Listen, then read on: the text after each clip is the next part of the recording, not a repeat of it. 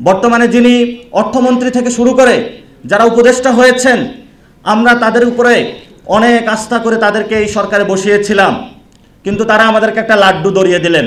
Search করতেছিলাম বিশ্বের মধ্যে সবচেয়ে জুডিশিয়ারি বেস্ট জুডিশিয়ারি কোন জায়গায়। তো আমার সেখানে রেজাল্ট আসলো ডেনমার্ক, মানে নর্ডিক যে কান্ট্রিগুলো আছে সেগুলোর মধ্যেই ঘুরপাক খাচ্ছে।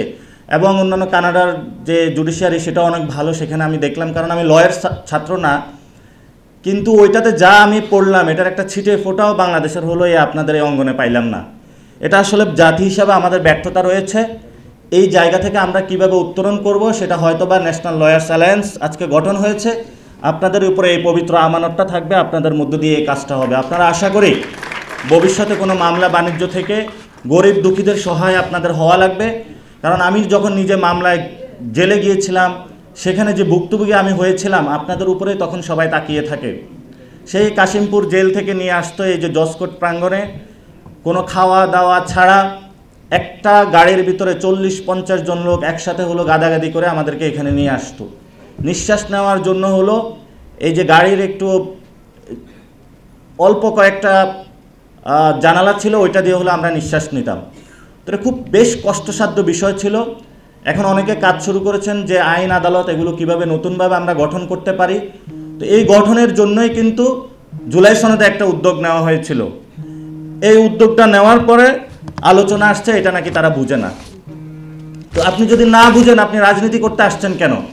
সারা জীবন রাজনীতি করলেন, এখন এসে আপনি বুঝেন না যে আপনার ঘাড়ের উপরে চাপিয়ে দেওয়া হচ্ছে। আপনার ঘাড়ের উপরে তো চাঁদাবাজি, বাংলাদেশে যে ধরনের চাঁদাবাজি হয়েছে, এগুলোকে আপনাদের মুখের সামনে এগুলো লজ্জায় ফুটে ওঠে না আপনাদের সামনে? বৃদ্ধ বয়সে এসে আপনি এই ধরনের কথা বলা বাংলাদেশের মানুষকে বৃদ্ধাঙ্গুলি দেখাচ্ছেন আপনারা।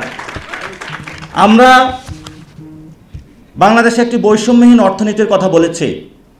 অর্থনৈতিকভাবে আমরা বিপর্যস্ত। আমাদের সরকারি যে রাষ্ট্রীয় যে টাকাগুলো আছে সেগুলো গত 15 বছরে লুটেরেরা ব্যাংকের মাধ্যমে, শেয়ার মার্কেটের মাধ্যমে, এমন কোনো মানুষ ছিল না যার পকেটের টাকা কাটা হয় নাই। আর এই সকল টাকাগুলা বিভিন্ন বাড়িদারা থেকে শুরু করে দেশের বিভিন্ন জায়গায় তারা লুকিয়ে রেখেছে, আর এগুলার নব্য পাহারাদার সেজেছে বিএনপি। আমরা বাংলাদেশ সরকারকে আহ্বান জানাবো, যারা গত 15 বছরে ব্যবসায়ী থেকে শুরু করে, আইনজীবী থেকে শুরু করে, ডক্টরস থেকে শুরু করে নিজের শেষ জমানো পেনশনের টাকাটা যারা শেয়ার মার্কেটে ইনভেস্ট করেছিল, অনেকে আত্মহত্যা করেছিল, নিজেদের বাচ্চার সামনে দুধের টাকার জন্য তারা বাপ ঘরে যাইতে পারে নাই, শেয়ার মার্কেটে টাকা হারিয়ে নিঃস্ব হয়েছিল।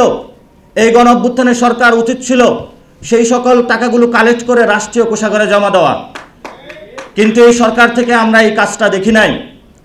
বর্তমানে যিনি অর্থমন্ত্রী থেকে শুরু করে যারা উপদেষ্টা হয়েছেন, আমরা তাদের উপরে অনেক আস্থা করে তাদেরকে এই সরকারে বসিয়েছিলাম, কিন্তু তারা আমাদেরকে একটা লাড্ডু ধরিয়ে দিলেন।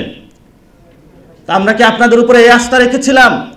যারা সমাজের সিনিয়র সিটিজেন রয়েছেন, আমরা আপনাদের উপর আস্থা রেখে এখনও চলছি যে আপনাদেরকে আমরা রেসপেক্ট করি, কিন্তু আপনাদের ওই যে আমি বলেছিলাম যে গিলু পরিষ্কার করতে হবে, তা আপনারা এত পড়াশোনা করলেন, এত কিছু করলেন, তো বাংলাদেশের বিরুদ্ধে আপনারা কেন কাজ করতেছেন?